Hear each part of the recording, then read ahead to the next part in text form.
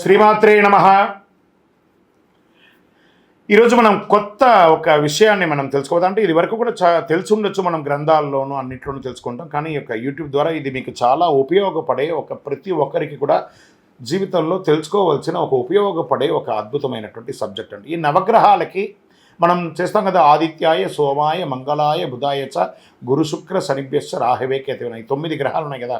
ఈ 9 గ్రహాలు ఎవరు, వాళ్ళ తల్లిదండ్రులు ఎవరు, వాళ్ళ నక్షత్రాలు ఏంటి, వాళ్ళ యొక్క రాశి ఏంటి, వాళ్ళ వర్ణం ఏంటి, వాళ్ళ వాహనం ఏంటి, వాళ్ళకి ఇచ్చే నైవేద్యం ఏంటి, వారికి అధిపతిగా ఉన్నటువంటి నక్షత్రాలు ఏంటి, వాటి గురించి మనము ఇప్పుడు తెలుసుకోబోతున్నాం.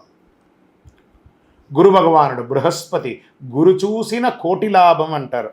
ఎంత అద్భుతం చూస్తారా, గురు చూసిన కోటి లాభం. అలాంటి గురు భగవానుడు ఎలాంటి వాడు, బృహస్పతి అని కూడా అంటారు ఆ గురువుని.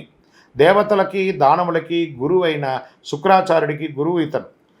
సత్వగుణ సంపన్నుడు, పసుపు పచ్చ బంగారు వర్ణంలో ఉంటాడు.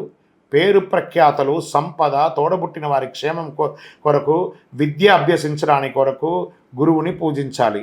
ధనుర్రాశి మీనరాశికి అధిపతి ఉత్తరముఖుడై ఉంటాడు. అధిదేవత ఈయనకి బ్రహ్మ, ప్రత్యధి దేవత ఇంద్రుడు. వర్ణం పసుపు, వాహనం గజరాజు, ధాన్యం శనగలు, పుష్పం మల్లెపూలు, వస్త్రం బంగారు రంగు వస్త్రం, జాతిరత్నం పుష్యరాగం. దీని కనక పుష్యరాగం, పుష్యరాగం ప్లస్ కనక పుష్యరాగం రెండు చెప్పవచ్చు.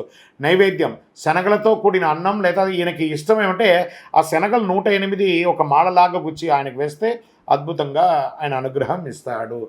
గురు చూసిన కోటి లాభం కాబట్టి విజయోస్తు.